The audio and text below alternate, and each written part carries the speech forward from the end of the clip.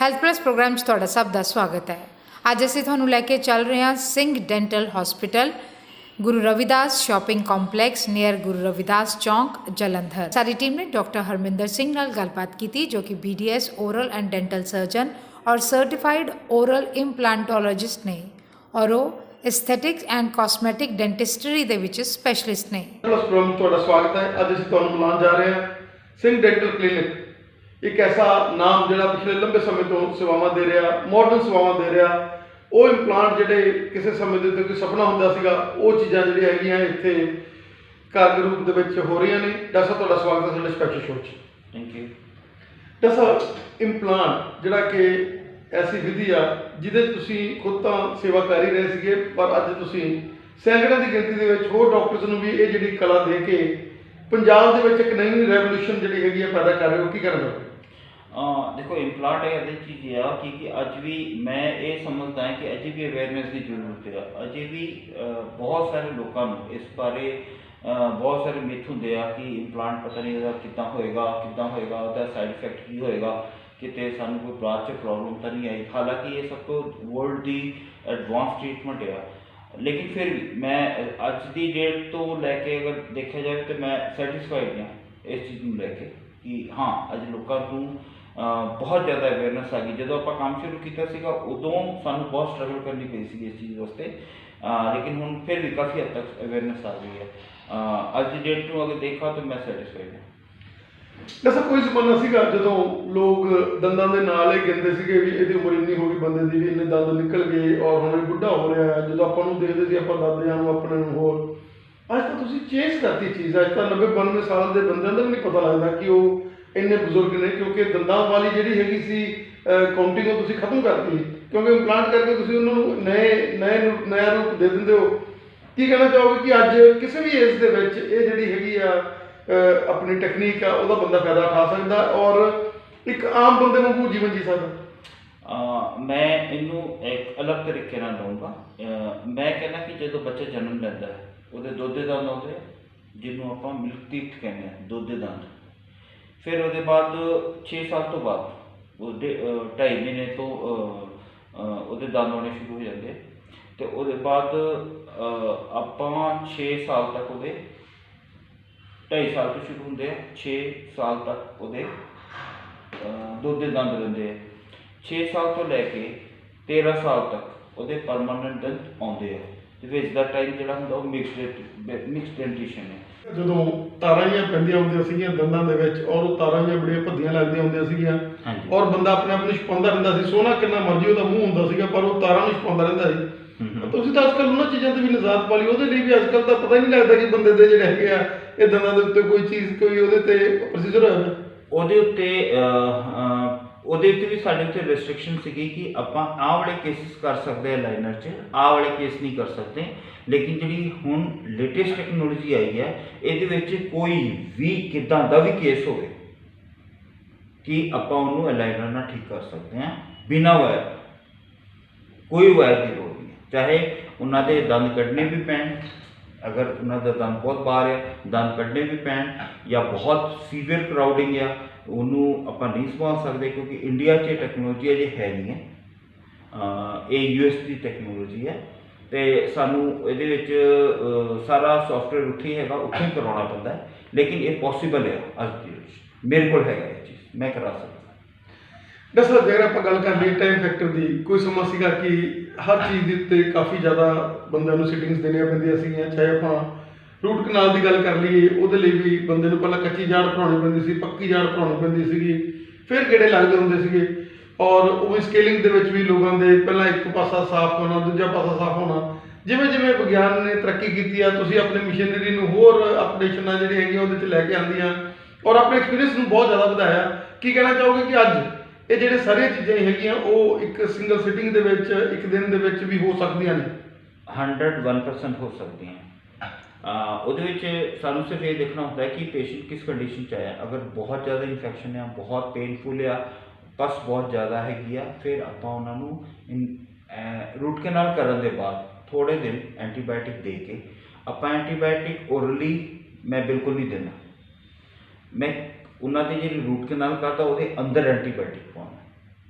ਇਹਦੇ ਵਿੱਚ ਇੱਕ ਬਹੁਤ ਵੱਡਾ ਡਿਫਰੈਂਸ ਹੈ ਕਿ ਪੇਸ਼ੈਂਟ ਅਗਰ ਐਂਟੀਬਾਇਓਟਿਕ ਖਾ ਰਿਹਾ ਹੈ ਤੇ ਉਹਦੇ ਸਾਈਡ ਇਫੈਕਟ ਹੈ, ਉਹਦੇ ਲਿਵਰ 'ਚ, ਉਹਦੀ ਕਿਡਨੀ 'ਚ, ਉਹਦੇ ਬਾਡੀ 'ਚ ਸਾਰੇ ਸਾਈਡ ਇਫੈਕਟਸ ਆ ਰਹੇ ਨੇ। ਤੇ ਅਗਰ ਉਹੀ ਚੀਜ਼ ਆਪਾਂ ਉਹਨੂੰ ਤੁਹਾਡੇ ਦੰਦਾਂ ਦੇ ਵਿੱਚ ਨਸਾਂ 'ਚ ਪਾ ਦਈਏ ਐਂਟੀਬਾਇਓਟਿਕ, ਉਹਨੇ ਜੋ ਹੀਲ ਕਰਨਾ ਹੈ ਉਹਦਾ ਬਾਡੀ 'ਚ ਕੋਈ ਸਾਈਡ ਇਫੈਕਟ ਨਹੀਂ ਹੈ। ਹੋਰ ਉਹ ਪੇਸ਼ੈਂਟ ਦੂਜੇ ਦਿਨ ਬਿਲਕੁਲ ਠੀਕ ਹੋਇਆ ਹੁੰਦਾ ਹੈ। ਹੋਰ ਆਪਾਂ ਨਾਲ ਉਹਨੂੰ ਰੂਟ ਕੈਨਾਲ ਕੰਪਲੀਟ ਕਰਕੇ ਉਹਨਾਂ ਨੂੰ ਕਰਾਉਣ ਦੇ ਦਿੰਦੇ ਹਾਂ। ਡਾਕਟਰ ਸਿੰਘ ਡੈਂਟਲ ਜਿਹੜਾ ਹੈਗਾ ਇਹ ਇੱਕ ਕੰਪਲੀਟ ਡੈਂਟਲ ਦਾ ਜਿਹੜਾ ਹੈਗਾ, ਬੰਦਾ ਇੱਕ ਵਾਰੀ ਇਸ ਛੱਤ ਦੇ ਥੱਲੇ ਆ ਜਾਵੇ, ਦੰਦਾਂ ਦੀ ਕੋਈ ਬਿਮਾਰੀ ਹੋਵੇ, ਚਾਹੇ ਡੈਂਟਿਸਟਰੀ ਦੀ ਗੱਲ ਹੋ ਜਾਵੇ, ਚਾਹੇ ਵੱਡੇ ਬੱਚਿਆਂ ਦੀ ਗੱਲ ਹੋ ਜਾਵੇ, ਚਾਹੇ ਇੰਪਲਾਂਟਸ ਦੀ ਗੱਲ ਹੋ ਜਾਏ, ਰੂਟ ਕਨਾਲ ਦੀ ਗੱਲ ਹੋ ਜਾਏ, ਇੱਕ ਚਾਹੇ ਕੰਪਲੀਟ ਫ੍ਰੈਕਚਰ ਹੋ ਜਾਏ, ਚਾਹੇ ਟਿਊਮਰ ਹੋ ਜਾਏ, ਚਾਹੇ ਸਿਸਟ ਹੋ ਜਾਏ, ਐਨੀ ਡੇ ਮਤਲਬ ਹਰ ਚੀਜ਼ ਦੇ ਲਈ ਇੱਥੇ ਆਪਰੇਸ਼ਨ ਤੱਕ ਵੀ ਤੁਸੀਂ ਕਰਦੇ ਹੋ, ਔਰ ਤੁਹਾਡਾ ਐਕਸਪੀਰੀਅੰਸ ਬਹੁਤ ਜ਼ਿਆਦਾ ਲੰਬਾ। ਕੀ ਕਹਿਣਾ ਚਾਹੁੰਦੇ ਹੋ? ਦੇਖੋ ਇਹਦੇ ਵਿੱਚ ਇੱਕ ਮਲਟੀ ਸਪੈਸ਼ਲਿਟੀ ਸਾਡਾ ਹਸਪੀਟਲ ਵਿੱਚ ਆਕਸੀਜਨ ਤੋਂ ਲੈ ਕੇ ਸਾਨੂੰ ਸਾਰਾ ਕੁਝ ਫੈਸਿਲਿਟੀਜ਼ ਹੈਗੀਆਂ।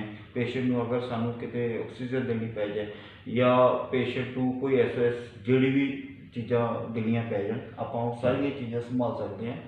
ਔਰ ਆਪਾਂ ਕੋਈ ਵੀ ਕੰਪਲਿਕੇਟਡ ਕੇਸ ਹੋਵੇ, ਚਾਹੇ ਉਹ ਬਜ਼ੁਰਗ ਆ 90 ਸਾਲ ਦਾ, ਉਹਨੂੰ ਕਿੱਦਾਂ ਸੰਭਾਲਣਾ ਹੈ, ਉਹਦੀ ਬਲੀਡਿੰਗ ਕਿੱਦਾਂ ਰੋਕਣੀ ਹੈ, ਉਹਨੂੰ ਹਰ ਚੀਜ਼ ਕਿੱਦਾਂ ਦੇਖਣੀ ਹੈ। ਡਾਕਟਰ ਸਾਹਿਬ ਕੋਈ ਜ਼ਮਾਨਾ ਹੁੰਦਾ ਸੀਗਾ ਜਦੋਂ ਲੋਕ ਜਿਹੜੇ ਹੈਗੇ ਦੰਦਾਂ ਤੋਂ ਲੋਕਾਂ ਦੀ ਕਾਊਂਟਿੰਗ ਹੁੰਦੀ ਸੀਗੀ ਵੀ ਇਹਦੀ ਉਮਰ ਕਿੰਨੀ ਹੋ ਗਈ, ਔਰ ਅੱਜ ਕੱਲ੍ਹ ਤਾਂ ਤੁਸੀਂ ਮੈਂ ਕਿਹਾ 90 ਸਾਲ ਦਾ ਬੰਦਾ ਉਹਦੇ ਇੰਪਲਾਂਟ ਕਰਕੇ ਉਹ ਤਾਂ ਉਹ ਬਣਿਆ ਫਿਰਦਾ ਜਿੱਦਾਂ ਕੋਈ ਇੱਕ ਨਵਾਂ ਨਰੋਲਾ ਬੰਦਾ ਹੋਵੇ।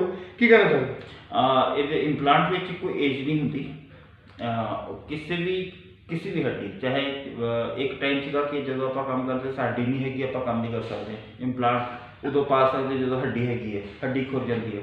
ਹੁਣ ਇੱਦਾਂ ਦੀ ਐਡਵਾਂਸ ਟੈਕਨੋਲੋਜੀ ਆ ਕਿ ਉਹਦੇ ਵਿੱਚ ਆਪਾਂ ਹੱਡੀ ਨਾ ਵੀ ਹੋਵੇ ਤਾਂ ਵੀ ਇੰਪਲਾਂਟ ਪਾ ਕੇ ਦੂਜੇ ਜਾਂ ਤੀਜੇ ਦਿਨ ਉਹਨਾਂ ਨੂੰ ਆਪਾਂ ਪੱਕੇ ਦੰਦ ਦੇ ਦਿੰਦੇ ਹਾਂ, ਬੰਦਾ ਖਾਣਾ ਸ਼ੁਰੂ ਹੋ ਜਾਂਦਾ। ਡਾਕਟਰ ਸਾਹਿਬ ਜਿਸ ਤਰੀਕੇ ਦੇ ਨਾਲ ਤੁਹਾਡਾ ਐਕਸਪੀਰੀਅੰਸ ਬਹੁਤ ਜ਼ਿਆਦਾ ਵਧਿਆ ਹੈ, ਔਰ ਸੈਂਕੜੇ ਦੀ ਗਿਣਤੀ ਜਿੱਦਾਂ ਆਪਾਂ ਪਹਿਲਾਂ ਗੱਲ ਕੀਤੀ ਕਿ ਸਟੂਡੈਂਟਸ ਨੂੰ ਵੀ ਤੁਸੀਂ ਜਿਹੜਾ ਹੈਗਾ ਇੱਥੇ ਸਿੱਖਿਆ ਦੇ ਰਹੇ ਹੋ ਇਸ ਚੀਜ਼ ਦੀ, ਕੀ ਕਹਿਣਾ ਚਾਹੋਗੇ ਕਿ ਇੰਪਲਾਂਟ ਇੱਕ ਵਧੀਆ ਹੈਂਡ ਦੇ ਵਿੱਚੋਂ ਹੀ ਹੋਣ? ਕਿਉਂਕਿ ਇੰਪਲਾਂਟ ਦਾ ਮਤਲਬ ਹੈ ਆਪਣਾ ਮੂੰਹ ਦੇਣਾ ਅਗਲੇ ਨੂੰ, ਔਰ ਉਹਦੇ ਵਿੱਚ ਦੰਦਾਂ ਦਾ ਜਿਹੜਾ ਬਹੁਤ ਵੱਡਾ ਰੋਲ ਹੈ। ਕਈ ਵਾਰ ਬੰਦਾ ਥੋੜਾ ਕਮਰਸ਼ੀਅਲਾਈਜੇਸ਼ਨ ਉਹਨਾਂ ਦੇ ਮਨ ਦੇ ਵਿੱਚ ਆ ਜਾਂਦੀ ਹੈਗੀ ਆ। ਹਾਲਾਂਕਿ ਜਿਹੜੇ ਇਹਦੇ ਰੇਟਸ ਨੇ ਇੰਪਲਾਂਟਸ ਦੇ, ਜਿੱਦਾਂ ਪਹਿਲਾਂ ਹੋਊਗਾ ਸੀਗਾ, ਲੋਕਾਂ ਨੂੰ ਲੱਗਦਾ ਸੀਗਾ ਕਿ ਵੱਡੇ ਲੋਕ ਹੀ ਜਿਹੜੇ ਇੰਪਲਾਂਟ ਕਰਾ ਸਕਦੇ ਆ। ਧੀਰੇ ਧੀਰੇ ਜਦੋਂ ਇੰਡੀਅਨ ਕੰਪਨੀਜ਼ ਨੇ ਵੀ ਜਿਹੜਾ ਹੈਗਾ ਇਸ ਫੀਲਡ 'ਚ ਉਤਰਨਾ ਸ਼ੁਰੂ ਕੀਤਾ ਤੇ ਹੁਣ ਜਿਹੜਾ ਹੈਗਾ ਨਾਰਮੇਸੀ ਹੌਲੀ ਹੌਲੀ ਹੋ ਰਹੀ ਹੈ। ਕੀ ਕਹਿਣਾ ਚਾਹੋਗੇ? ਇੰਪਲਾਂਟ ਕੰਪਨੀਆਂ ਬਹੁਤ ਸਾਡੀ ਇੰਡੀਅਨ ਕੰਪਨੀਜ਼ ਆ ਗਈਆਂ ਹੁਣ, ਔਰ ਉਹ ਬੜੇ ਅੱਛੇ ਕਾਸਟ ਵਿੱਚ ਸਾਨੂੰ, ਸਾਡੀ ਇੰਪੋਰਟ ਡਿਊਟੀ ਬਚ ਜਾਂਦੀ ਆ, ਸਾਨੂੰ ਬਾਹਰ ਦੇ ਖਰਚੇ ਬਚ ਜਾਂਦੇ ਆ, ਸਾਡੇ ਟੈਕਸਸ ਬਚ ਜਾਂਦੇ ਆ, ਉਹਦੇ ਵਿੱਚ ਸਾਨੂੰ ਚੀਪ ਵਿੱਚ ਮਿਲ ਜਾਂਦੇ ਆ। ਲੇਕਿਨ ਗੱਲ ਇੰਪਲਾਂਟ ਦੀ ਨਹੀਂ ਹੈ, ਇੱਥੇ ਗੱਲ ਤੁਹਾਡੀ ਸਕਿੱਲ ਦੀ ਆ। ਅਗਰ ਤੁਹਾਨੂੰ ਬੋਨ ਦੀ ਨੌਲੇਜ ਹੈ, ਤੁਹਾਨੂੰ ਸੌਫਟ ਟਿਸ਼ੂ ਦੀ ਨੌਲੇਜ ਹੈ, ਤੁਹਾਨੂੰ ਅਗਰ ਬਾਡੀ ਦੇ ਬਾਰੇ ਪਤਾ ਹੈ, ਫਿਰ ਹੀ ਤੁਸੀਂ ਕਰੋ। ਮੈਂ ਕਦੀ ਐਡਵਾਈਜ਼ ਨਹੀਂ ਕਰਦਾ ਬਿਨਾਂ ਕੋਰਸ ਦੇ ਤੁਸੀਂ ਪਲੀਜ਼ ਇਹਨੂੰ ਟਰਾਈ ਨਾ ਕਰੋ। ਡਾਕਟਰ ਸਿੰਘ ਡੈਂਟਲ ਜਿਹੜਾ ਕੇਵਲ ਇੰਪਲਾਂਟ ਦਾ ਸੈਂਟਰ ਹੀ ਨਹੀਂ, ਉਹਦੇ ਨਾਲ ਨਾਲ ਲੋਕਾਂ ਨੂੰ ਸੋਹਣੇ ਬਣਾਉਣ ਦੇ ਵਿੱਚ ਤੁਹਾਡਾ ਬੜਾ ਰੋਲ ਹੈ। ਟੇਢੇ ਮੇਢੇ ਹੋਣ, ਕਿਸੇ ਨੇ ਬਿਲਕੁਲ ਜਦੋਂ ਕਿਸੇ ਜ਼ਮਾਨੇ 'ਚ ਕਹਿੰਦੇ ਸੀ ਹੱਡੀ ਖਰਾਬ ਆ ਜੀ ਇਹਦੀ, ਤਾਂ ਹੱਡੀ ਤੇ ਸਹੀ ਨਹੀਂ ਹੋਣਾਗਾ ਕੰਮ, ਇਹਦਾ ਕਰੇੜਾ ਹੁਣ ਜੰਮਿਆ ਗਿਆ। ਅੱਜ ਕੱਲ੍ਹ ਤਾਂ ਤੁਸੀਂ ਅਗਲੇ ਨੂੰ ਵਾਈਟਨਿੰਗ ਕਰਕੇ 30 ਔਰ ਪਤਾ ਨਹੀਂ ਕੀ ਟੈਕਨੀਕਸ ਹੈਗੀਆਂ। ਕੀ ਕਹਿਣਾ ਚਾਹੋਗੇ? ਤੁਸੀਂ ਜਿਹੜੀ ਗੱਲ ਕੀਤੀ ਆ ਬੰਦੇ ਨੂੰ ਸੋਹਣੇ ਬਣਾਉਂਦਾ, ਉਹ ਇੱਕ ਅਲੱਗ ਸਾਡਾ ਡਿਪਾਰਟਮੈਂਟ ਆ, ਉਹ ਹੈਗਾ ਆ ਸਮਾਈਲ ਡਿਜ਼ਾਈਨਿੰਗ ਦਾ। ਜਿਹੜੀ ਦੌੜ ਧੁੱਪ ਦੀ ਜ਼ਿੰਦਗੀ ਹੈ ਔਰ ਲੋਕਾਂ ਦਾ ਲਾਈਫ ਸਟਾਈਲ ਜਿਹੜਾ ਬੜਾ ਚੇਂਜ ਹੋ ਚੁੱਕਿਆ, ਇਨਡੋਰ ਜਿਹੜੀਆਂ ਚੀਜ਼ਾਂ ਹੋ ਗਈਆਂ, ਜੰਕ ਫੂਡਸ ਆ ਜਿਹੜੇ ਉਹਨਾਂ ਨੇ ਬੜਾ ਘਰ ਕਰ ਲਿਆ, ਅਸੀਂ ਉਹਨਾਂ ਤੋਂ ਬਚ ਵੀ ਨਹੀਂ ਸਕਦੇ। ਐਜ਼ ਏ ਡਾਕਟਰ ਤੁਸੀਂ ਇੰਪਲਾਂਟ ਦੇ ਵੀ ਡਾਕਟਰ ਹੋ, ਦੰਦਾਂ ਦੇ ਵੀ ਡਾਕਟਰ ਹੋ, ਲੋਕਾਂ ਨੂੰ ਬਚਾਉਂਦੇ ਵੀ ਹੋ, ਪਰ ਲੋਕਾਂ ਨੂੰ ਥੋੜਾ ਖਾਣ ਪੀਣ ਲਈ ਵੀ ਕਹਿੰਦੇ ਚਲ ਕੋਈ ਨਹੀਂ, ਖਾ ਵੀ ਲੈ ਕਦੇ ਨਾ ਕਦੇ। ਹੁਣ ਬੱਚੇ ਅੱਜ ਕੱਲ੍ਹ ਦੇ, ਕਿਉਂਕਿ ਮਾਡਰਨ ਜ਼ਮਾਨਾ, ਦਿਲ ਉਹਨਾਂ ਦਾ ਪੀਜ਼ਾ ਬਰਗਰਾਂ ਨੂੰ ਕਰਦਾ। ਕੀ ਕਹਿਣਾ ਚਾਹੋਗੇ ਐਜ਼ ਡਾਕਟਰ? ਮੈਂ ਦੇਖੋ ਯੰਗ ਏਜ ਵਾਲਿਆਂ ਨੂੰ ਕਦੀ ਇਹ ਨਹੀਂ ਕਹਿਣਾ ਕਿ ਤੁਸੀਂ ਨਾ ਖਾਓ, ਲੇਕਿਨ ਮੈਂ ਥੋੜ੍ਹਾ ਜਿਹਾ ਅਵੇਅਰ ਹੁੰਦਾ ਕਿ ਅਗਰ ਤੁਸੀਂ ਇਹਨੂੰ ਬਚਾ ਸਕੋ ਸੌਫਟ ਡਰਿੰਕ ਤੋਂ, ਜਿੰਨੇ ਵੀ ਸੌਫਟ ਡਰਿੰਕ ਹੈ, ਕੋਕ ਹੈ, ਜੋ ਵੀ ਵਟਐਵਰ, ਇਹਨੇ ਐਸਿਡਿਕ ਹੁੰਦੇ ਆ।